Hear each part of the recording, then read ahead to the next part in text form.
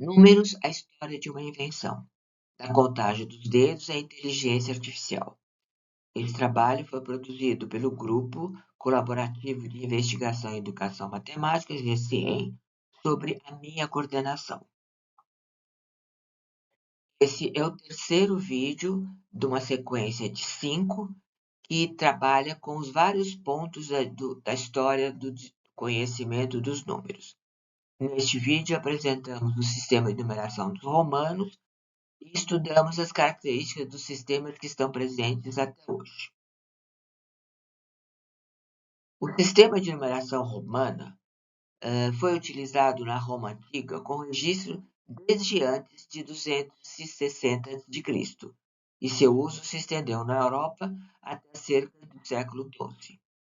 O mapa do Império Romano ao lado exibe a extensão máxima de seu território, que ocorreu por volta do ano 117 d.C., durante o reinado do imperador Trajano. O sistema não foi totalmente abandonado após o século XII, pois continuou sendo usado em contextos específicos, como na numeração de séculos, capítulos de livros, nomes de monarcas e eventos, para indicar horas em relógios e monumentos.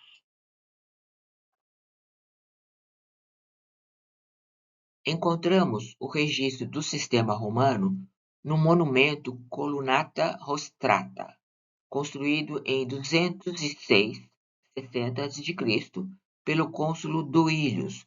Hoje é uma das atrações turísticas do Palácio del Conservatore, na coluna do Capitólio. Veja a figura ao lado. O interesse matemático reside no fato de ser o mais antigo documento romano que exibe a representação escrita de números muito grandes. Segundo Infra, vários séculos antes de Júlio César, os etruscos e os povos itálicos inventaram signos de numeração de grafia semelhante aos romanos arcaicos. Veja a tabela a seguir. A escrita dos números romanos utiliza letras maiúsculas para representar quantidades, que é regida pelo princípio aditivo. Veja aqui a relação das letras e as suas respectivas quantidades. A escrita dos romanos obedece a algumas regras. Podemos repetir um algarismo ou símbolo no máximo 3 vezes, mas nem todos podem ser repetidos. Podemos repetir apenas os algarismos, esse I, o X, o C e o M. Por exemplo, 3 risquinhos corresponde a 3 risquinhos ou 3C.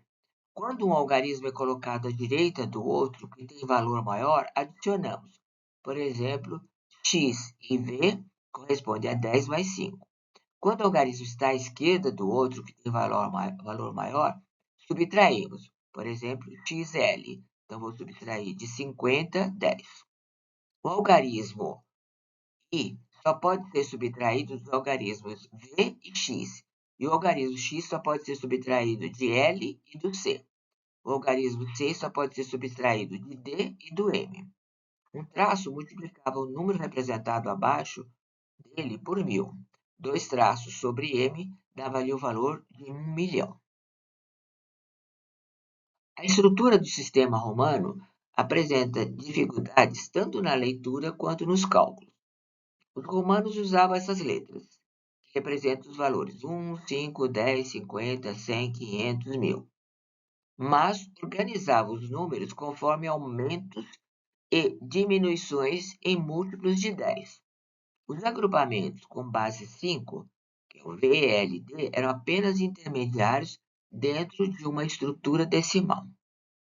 Nessa estrutura, a dificuldade da leitura do número romano. Veja a seguir. Então, eu tenho este número aqui, né, que representa o quê?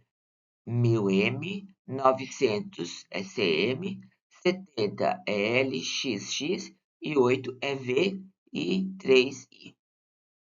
MDXXV corresponde a 1000, que é M, 500, que é o D, 20, que é XX, e 5, que é o V. As operações com os números romanos, adição e subtração, por exemplo, desses números, também apresentavam muita dificuldade. Observamos ainda que o sinal de adição e de subtração só serão criados no século XV por Whitman. Veja aqui a nossa fonte. Vamos ver, então, como é que podia ser feito essas operações de adição e subtração. Como o sistema tinha uma representação complexa, os cálculos com esses símbolos também eram complexos. Então, assim, para subtrair ou somar números com múltiplos dígitos, como é o caso desse daqui, era uma tarefa difícil, bem como multiplicar ou dividir. Então, o que acontecia? Os romanos realizavam essas operações utilizando outros meios, os ábacos. Veja abaixo um ábaco romano, primeiro mais rudimentar, depois um mais elaborado. Esse instrumento também foi utilizado por outras civilizações e consistia em uma mesinha onde se desenhava linhas que representavam ordens numéricas, movimentando fichas que, dependendo da posição do tabuleiro, indicavam determinados valores. Veja a simulação daquela adição que eu coloquei para vocês no slide anterior. Então, eu tenho esse número aí, CDXX VI e XCIV, né? Utilizando o ábaco escolar, o primeiro vamos transformar em valores. Então, esse primeiro corresponde a 400 mais 20 mais 6. O segundo vai corresponder a 90 mais 4. Então, vamos colocar esses números aqui no ábaco. Então, a gente tem o primeiro ábaco, 6 valores aqui naquilo que a gente chamaria unidade, 2 aqui eu chamaria dezena e 4 centenas. Aí, o outro nós temos 4 unidades e 9 dezenas. Fazendo a soma desses dois valores, né, resulta o quê? 520 unidades. E aí, vamos transformar esses valores na notação romana, que corresponde a DXX. Para ter um pouco ideia dessa variação desses valores, eu coloquei aqui para vocês um vídeo que trabalha com essa movimentação das fichas. É bem interessante que se tenha essa experiência com os alunos. Vamos fazer agora a simulação da subtração de XC1V e 3X V3i. Transformando esses valores, nós temos 94 e 38. Subtraindo de 94 e 38, observamos que para tirar 8 de 4 não é possível. Então, nós precisamos descer uma dezena para as unidades, e aí dessa forma a gente tem 14 e 14 menos 6, e aí 14 menos 8 vai dar 6. E aí nós temos 80 menos 30 corresponde a 50. Então, o resultado é 56. Bom, além disso, lembra que eu falei que tiveram outras civilizações que utilizaram ábacos, né? Então, como ferramenta de cálculo. Coloquei para vocês alguns. O ábaco, por exemplo, babilônico. Depois, o ábaco chinês. O ábaco japonês ainda não é o soroban.